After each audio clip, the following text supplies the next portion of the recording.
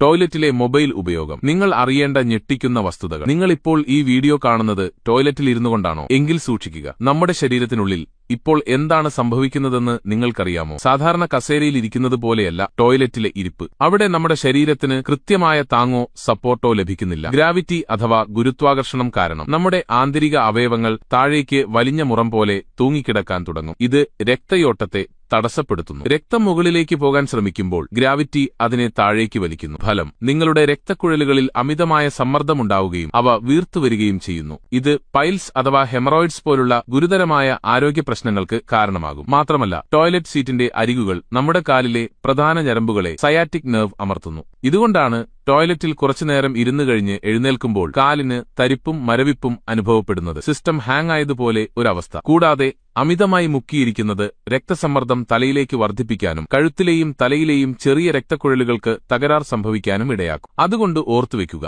Toilet ഒരു വായനശാലയോ cinema തിയേറ്ററോ അല്ല. കാര്യം കഴിഞ്ഞാൽ ഉടൻ എഴുന്നേൽക്കുക, ആരോഗ്യത്തോടെ ഇരിക്കുക. ഇതുപോലുള്ള കൂടുതൽ ഉപകാരപ്രദമായ വീഡിയോകൾക്കായി ഡോക്ടർ അപ്പുകുട്ടനെ പിന്തുടരുക.